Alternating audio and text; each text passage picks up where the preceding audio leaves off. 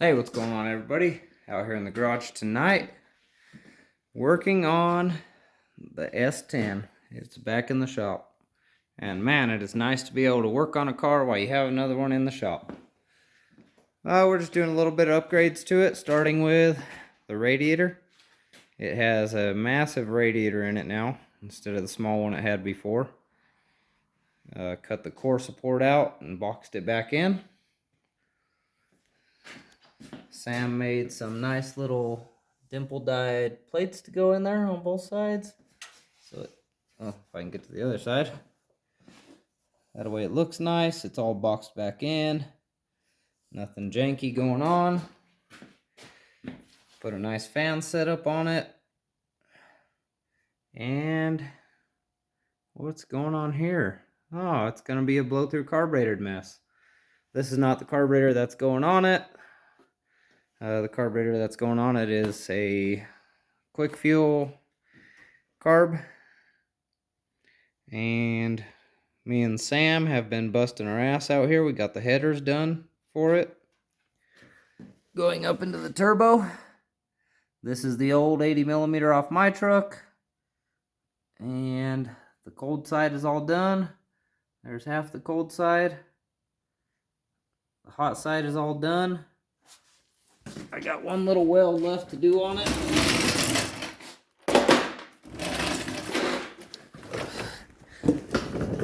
There's the intercooler mounted. There's the hot side.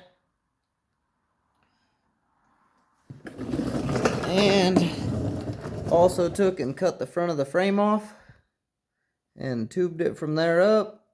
Built new motor mounts for the engine plate, for the front plate, and installed a TRZ rack and pinion conversion, which went in extremely nice.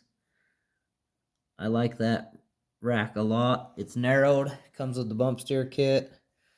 That way everything's right for the truck like it's supposed to be. There's the rest of the hot side. Coming around. I know it looks like the hot side hangs low, but if you look, the rack and pinion's hanging lower than the hot side, so I just wanted to keep it away from the oil pan as much as possible. There's the other side of the frame, all chopped up. There's the other header. I just got done building the hot side tonight, all this part of it, all the way across.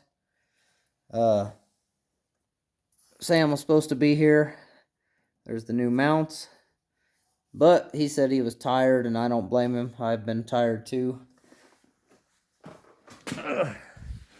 And if we come up here, there's the other header. There's plenty of room for spark plugs.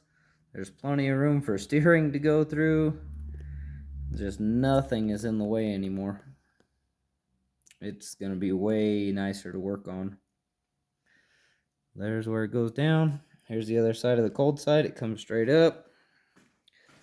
Blow-off valve mounts down yonder. And got some new valve covers for it. Welded some bungs in them. Sam did those. That's about it. That's about all the updates we got on the S10. But we are moving right along. We've only been out here working on this thing for, I think, 5 days. And we already got the rack and pinion in it. Got all the intercooler mounted. Got the front frame cut off. Got the tubes welded on. Got the front all cut out and welded back together. Got the radiator in there. It's mounted. It ain't going nowhere. And it's outboarded quite a ways. It's quite a bit bigger than the last radiator that was in there, though. We had to cut 2 inches out of each side to make it fit. But it's in there, and it's nice, and there's still plenty of room up here between the fans and the water pump. I mean, I can stick my hand down in between there. And the intercooler's all mounted. The only other thing is we're going to have to mount the alternator. I think it's going to go on that side backwards. somewhere around there. But other than that, got to weld some bungs in the radiator for AN line. And I hope by next week, I'll be building this engine. Now, this is the big block that was in the truck. Had an issue with some main bearings. Took the crank up to have it turned. Turns out the crank was bent, so it was a steel crank. He straightened it for us. That was Dave Olson up at Mile High Crankshafts. He straightened it out for us.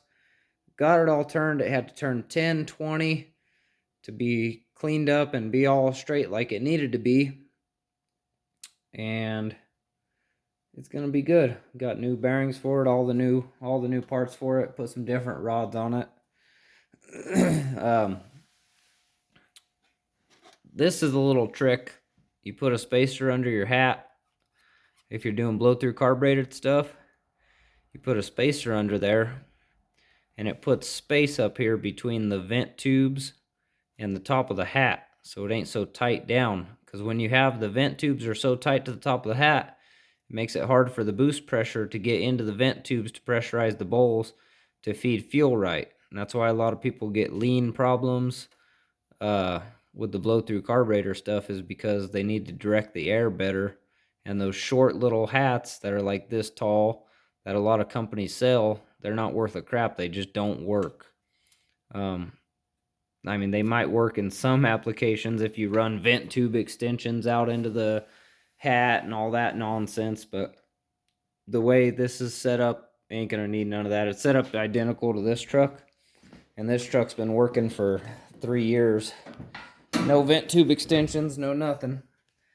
Has great air-fuel ratios and all that, and it's the same way. I set that up a long time ago, and it works. So we're just doing all the things that I know from that truck on this truck.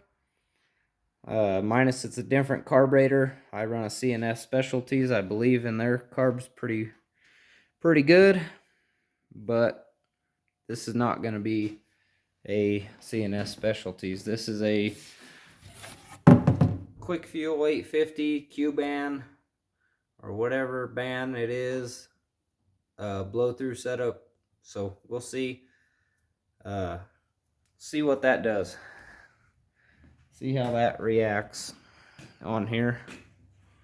But this is my old turbo with the wastegate mounted to the turbo housing. And that's my old little tiny intercooler. That intercooler put the green truck into the 940s. Like 146 miles an hour on minimal boost. It had 14 pounds of boost to it on a small block. So all that stuff's in here. It got all my old intercooler piping. These are actually leftovers from the other headers we built for the truck. All this tubing's all leftovers from just scraps laying around. The V-bands were new, of course, and then it has what I like to do with all these. Oh, you can't see it. Is it's not done. We got to put a brace from here to here. But it has the drain back and turbo mount all in one, and it drains back into the original fuel pump boss on this block.